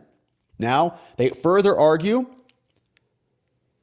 that the harm that's been caused is irreparable and that official acts evidence was admitted at trial, and you're not allowed to do that. He says there was a bunch of stuff. Trump's arguments are there were private communications with Hope Hicks. She's the White House communications director. There were Office of Government Ethics forms you inserted. You brought in Madeleine Westerhout, director of Oval Office, about Trump's preferences and practices. You brought in Michael Cohen to talk about Trump and the pardon power and testimony about a pressure campaign. You talked about David Pecker. You brought in stuff about the FEC. You did 5 sets of posts from Trump's official White House Twitter account, okay? All of those were official things. Cohen was his lawyer. And Cohen even said he might be doing some stuff for politics, right, and for the White House. Now, the people argue, Bragg, that Trump failed to preserve his objections. And so he can't bring those up again because he didn't bring those up enough. And they say, Your Honor, consider the merits of the motion.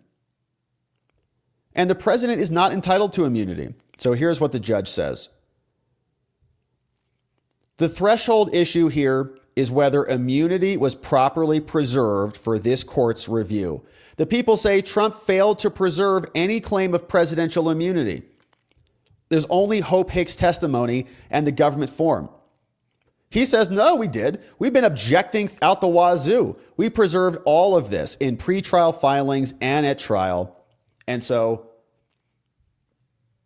we've made our argument.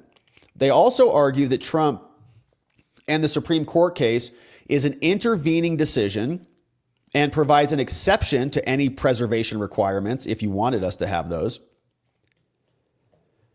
And they also claim that the admission of official acts evidence is a mode of proceeding error. So many errors that should go away.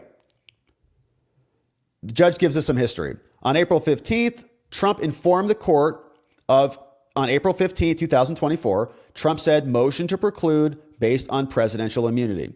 Filed other motions the following day, was making objections multiple times. In accordance with the ruling, Trump preserved his claim with respect to the testimony of Hope Hicks. Indeed, on May 3rd, after the people called Hicks, the following colloquy took place. So at trial, Trump's attorney, Emil Bove, who's going to the Department of Justice, says, Your Honor, may I approach? Court says, sure. All right, thank you. Judge, I'm sorry. We want to put on the record here our objection on presidential immunity grounds. I expect that there will be testimony from Hope Hicks about testimony from Trump when he was president. Unless you tell me it's necessary, I prefer not to lodge the objections question by question, okay? We object to the subject of her testimony based on the authorities we submitted, and our position being the testimony is official acts evidence and it's being presented at a criminal trial against the president, it should be precluded.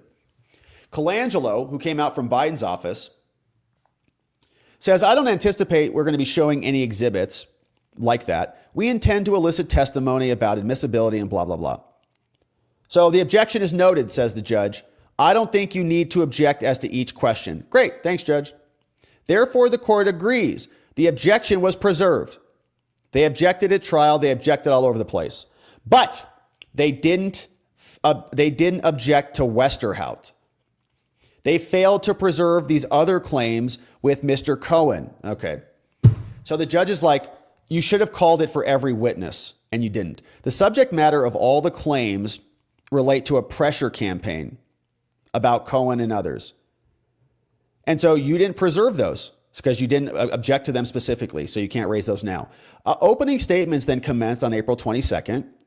In the opening statement, Trump's attorneys raised the subject that the court had earlier cautioned would open the door to other evidence. Before introducing certain evidence, the people renewed their request to talk about the pressure campaign. And Trump's defense didn't make any presidential immunity objections then either.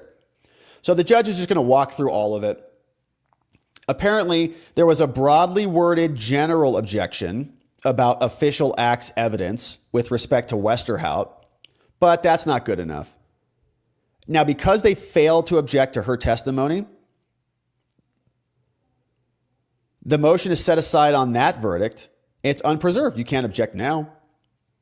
Now, unlike the Supreme Court, this court does not need to decide whether the crimes of Trump were official or not, because Trump concedes they were unofficial. The much narrower issue here is whether a discrete subset of evidence admitted at trial constituted official acts deserving some sort of immunity.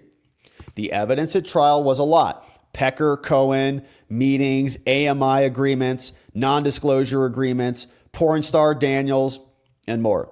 With respect to porn star Daniels, the funds to pay the NDA were provided by AMI, and the NDA were effectuated by Cohen. And so he signed and authorized those in 2017 when he was president. Those checks are not official. So we must determine whether they were official or not. As noted by Justice Coney Barrett and more, it's logical and reasonable to conclude that if the act of falsifying records to cover up the payments are unofficial, so are the communications. All right. Now, the judge is doing an evidentiary type of hearing right now, after the trial's over. We should have been having all of this before. Ms. Hicks was director of comms. She testified at trial about certain allegations, came director of strategic comms later. Trump says her roles at the White House and her testimony were core functions of the White House. And so they're entitled to at least presumptive immunity. 4 different communications that came into this. Talked about a call on March 20th, talked about an interview with Anderson Cooper, talked about a 2018 inquiry, and a 2018 conversation with the New York Times. Okay, all of this should have been litigated before the trial took place. The judge says, though, well, it's personal. It's all personal. She was talking to Pecker about personal things on behalf of Mr. Trump, and so it's unofficial conduct. So Trump can continue to be prosecuted for it. There's no bad reason that any of it came in. Same thing with Westerhout. Her testimony was literally about presidential practices. Defense counsel, might have been Alina Abba, says, and that office that you described, the Oval Office and the area around it, that was a very hectic space in 17. Actually, I don't think Alina was on this case, right? Yeah. And it sounds like for a period of time when you had your job, you could see from where you were sitting the Resolute desk. Is that right? Yes. That's where the president sat? Yes. When he was acting as president, right? Yes. That's right. So you got a sense of how chaotic that environment was day to day? Uh-huh. That particular area wasn't necessarily chaotic in a bad way. I just want to clarify. It was very busy. There was a lot going on. There were certainly parts of the experience that were chaotic, but it was constantly moving. People were working very hard to make it not chaotic and to keep it orderly, right? Yes. But the fact is, there were many meetings and a lot going on, right? Yes. And from where you sat, you could see the president was frequently multitasking, right? Yes. And people were interrupting him when he was doing, right? Yes. Different priorities would get called out to his attention and he would pivot. That's right. Direct exam.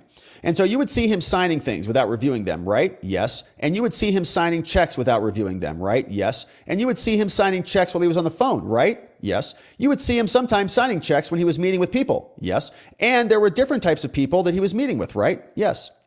Sometimes he was meeting with top foreign leaders in the world, right? Yeah. And other times he was meeting with you. Yeah. And so he wouldn't be signing checks when he was meeting with the top people in the world. Yes. But maybe when he was meeting with you, talking about something else, he would also be signing documents. Talking about the schedule or anything that he had been going on. The chief of staff that he would be meeting with. Yes. And other people, he would be doing that, right? That's right. And he was a person who multitasked, right? Definitely.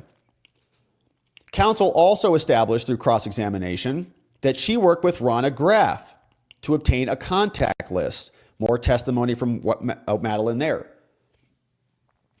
Now, as her testimony did not reference any official conduct, no level of immunity applies. Even if the testimony did pertain to conduct falling outside the perimeter, the court finds that people have once again rebutted that presumption, and so there is no immunity there. I don't think this is going to stand, because the Supreme Court was very clear.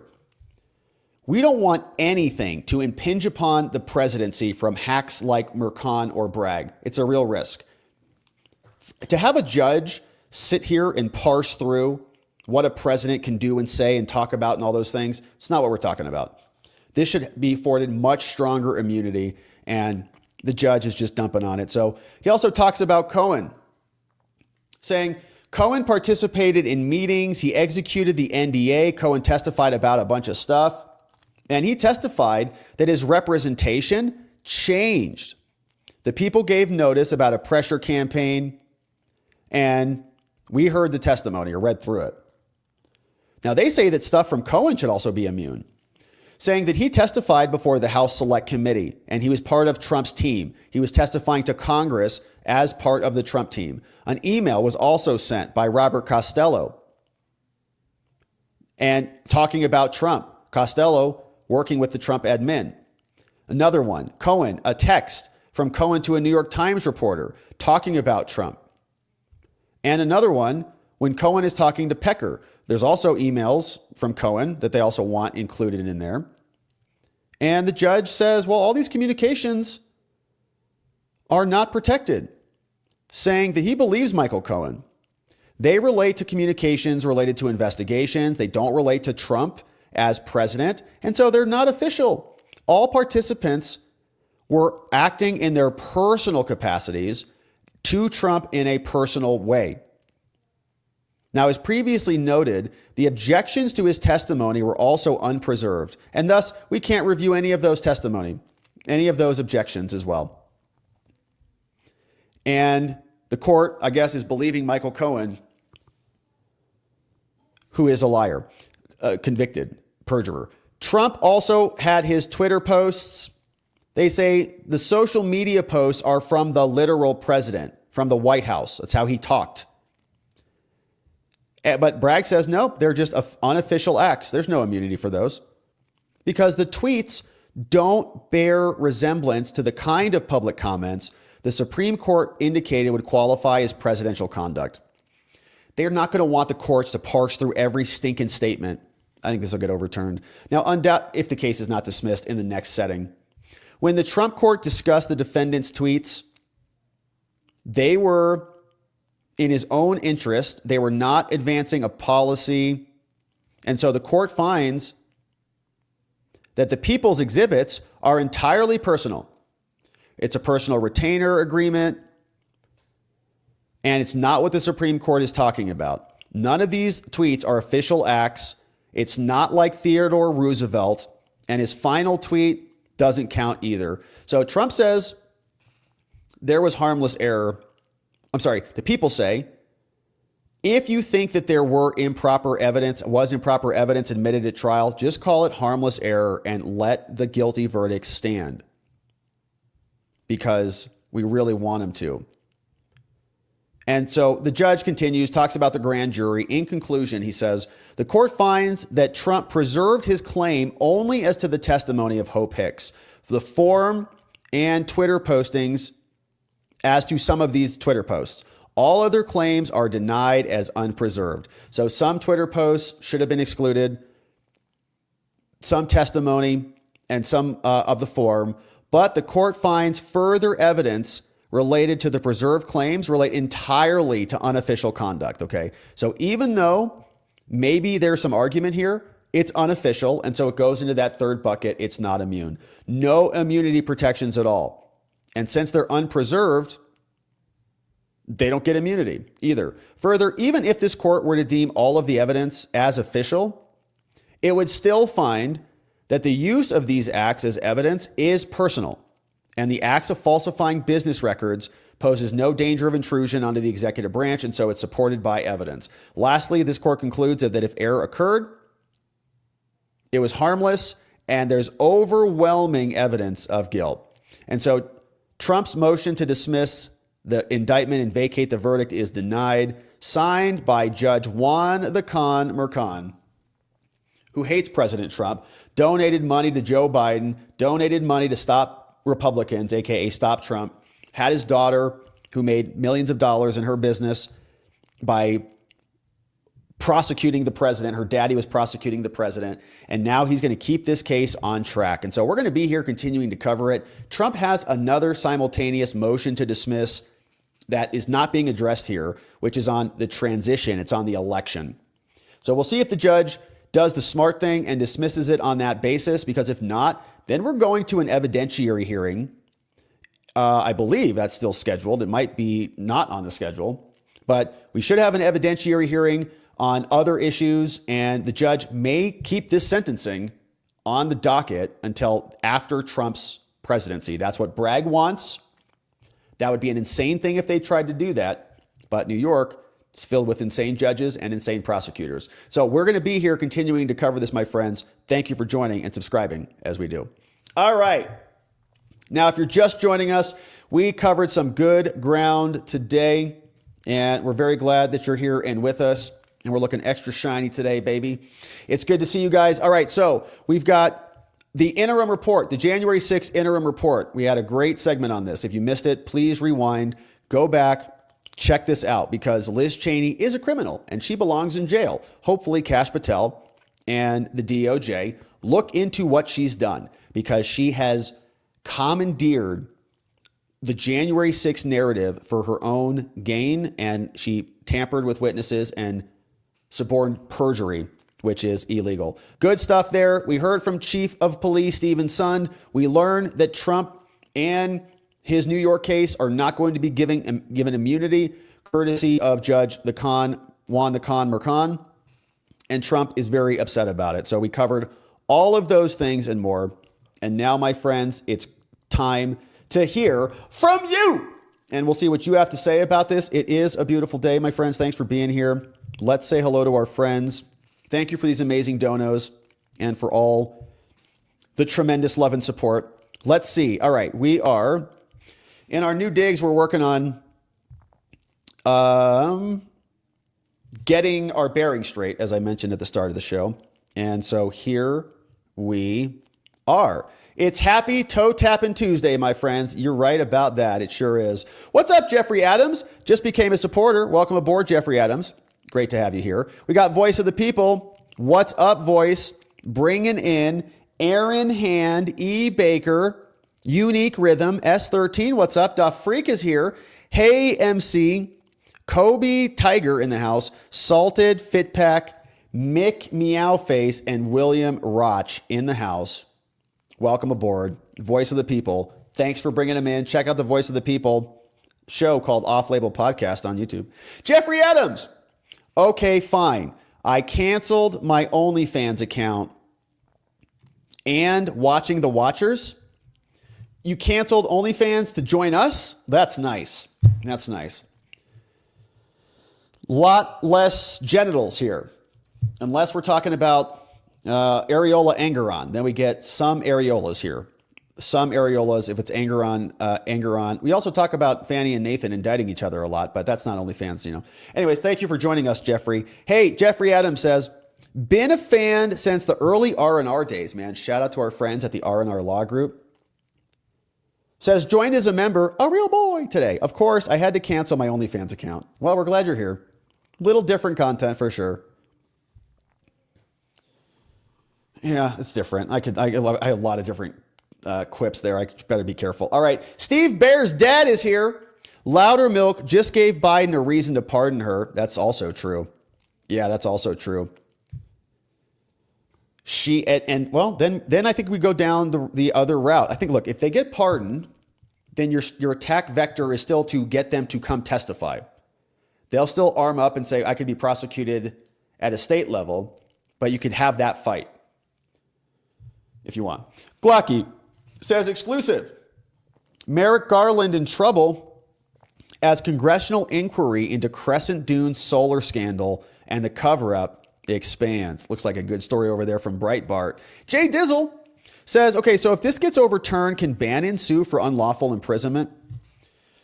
I mean, probably not. He could sue, but is he going to win or recover anything? Probably not. Suing the government's hard. I'd like to see him do it, though. Yeah, I'd like to see him do it, because even if you lose, like, there should be consequences for Liz Cheney and what she's done. Her committee imprisoned Bannon, Navarro, and many others unlawfully. So could he sue to recover monetary damages? Like, how do you get 3 months of your life back? I don't know. Ollie, happy to be here. Thanks for your persistent content. Thank you, Ollie. Thanks for that, Ollie. We appreciate that. Rick D says, shouldn't Griffin be investigated and charged as a co-conspirator? It's not a bad idea, Rick. Maybe she will be. Ollie, what's up? Is bringing in Darlene Bradley in the house. Thank you, Ollie, for bringing in Darlene Bradley. Welcome, Darlene. Shane is here saying, hey, like this video, share this video, subscribe this video. Hit that notification bell and make sure you select all. Richard Tatership. What's up, Richard T? Thanks for becoming a supporter. We'll see you on our next members only stream. Voice says, how did Trump jump through the small opening in the limo? Put one hand on the wheel and the other on the agent. That doesn't even pass the sniff test. Yeah, I don't know. I feel like he was at, like, what was that? The Fantastic Four, that stretchy guy. He like stretched his arm up there and was like driving it. One of those. I don't know. Thank you, voice. Cliff Norman. Rob, this is a false flag operation that was rejected by JFK in 1962. Operation Northwoods was a proposed false flag operation that originated within the U.S. Department of Defense and the U.S. government in 1962. The proposals called for CIA operatives to both stage and commit acts of terrorism against American military and civilian targets, blame them on Cuba, use them to justify a war against Cuba. Yeah, it's a pretty sick document. So if they were thinking about that in 1962, what do you think they were thinking about in 2001 or in 2020 or many other days? Uncle Bozy says the surface probably hasn't even been scratched. Buckle up. Because when the full depth of the corruption and the illegality of the bureaucrats and Democrats and Republicans like Cheney's exposed, it will be a tsunami of filthy, nasty swamp. I bet we have no idea of just how rotten it really is, stuff we can't even imagine. Why else would they be so desperate to keep Trump and his blazing spotlight out of Washington? I mean, they broke everything to try to stop him because they thought it's okay, we just have to win. Like, we have to win. It's going to be good. Sheila Poo, a million hugs to you. Thank you, Sheila. Can they appeal this ruling regarding immunity? Yeah, I think they can, probably immediately. The question is, what will New York do with it? And so far, all of the appeals in New York have just hit a brick wall. They say no appeals until you're done, until you have a conviction. Sheila, what's up? 10 membos coming in. KRS is here, courtesy of Sheila Poo. We got KRS, Johnny Tambourine, Southern Comfort. What's up, Keith C? Alan the Magic Goose is here. Carrie Anthony, welcome. Becky Osborne, J.R. Williams, RM in the house, and Alyssa Marie. Gifted membos, courtesy of the one and only Sheila Poo. A million hugs to you. Thank you, Sheila. We've got this one from Glocky. It says, holy moly, Biden paid Reuters $300 million to attack Elon and his companies. I did see that. I think I saw that from Mike Benz. But yeah, they're weaponizing everything. Media, social media companies, everything. Hey, what's up? Tater's gonna Tate. Richard Tatership in the house. Good to see you, Richard T. Bringing in 10 membos. Richard T's bringing in E. Poindexter. Going South is here. Matthew Quidoy, Tobin Hockett, Rob Mafield, Texas Grin, Apocalypse Dan, Ken Burrows, Jake Brooks, and Parker Kelly. gifted membos courtesy of Richard Tatership. Taters gonna Tate. Hey, what's going on, Sharpie guy? Hey, says, can Trump's cabinet guys like Bove get this clown disbarred or something else to ruin his, Judge Nipple guy off the bench, Rob? Yeah, I don't know. Not really, right? Not really. The way to get a judge off is to impeach him. But I mean, gosh, I got to imagine that his daughter is like, I think authentic campaigns and the judge, it feels to me like there's maybe probable cause there, like they're colluding. He's prosecuting Trump. She's making money off the prosecution. RICO charges, all sorts of stuff I think is in the realm of possibility here.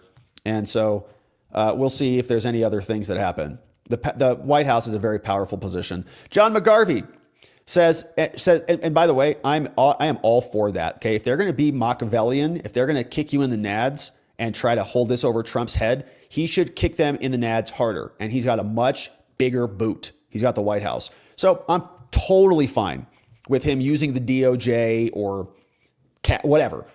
Go get the judge. Go get the judge's daughter.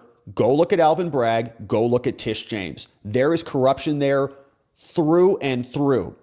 Just got to go find it. All right. John McGarvey, thank you. Hey, shout out to Pamela updating the content at the lodge. Shout out to Pamela. I know, she's working hard over there. We love Pamela.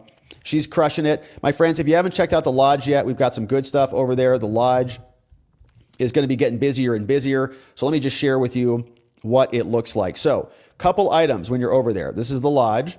Watcherlodge.com. Go over there. Watcherlodge.com. You can join us at AmFest. There's an event chat right now. Pretty quiet, but if you want, I think it's going to get busier as the event gets closer, but all free. So just come in and join us, even if you want to participate and you're not going to the event. But get your tickets. This is where I will be posting my updates and pictures of our setup and all that stuff, so as not to overwhelm the other platforms. We also, if you sign up and become a free membo, you can get access to the show notes. So what we do every day now is as soon as the shows are done, we then copy all the links that we cover and we create a set of show notes. So this is the set of show notes from this morning's member-only streams. So if you want to grab any of those links, they're there. All the shows are there. And if you have any feedback, we just started posting these and making it public. So if you have any feedback, of course, please let us know.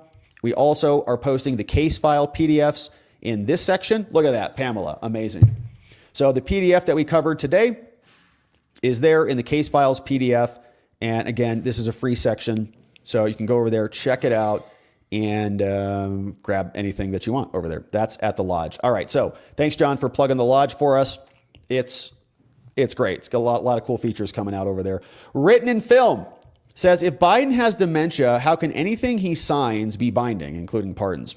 Well, it's a great question. Yeah, you don't know if he could sign his own,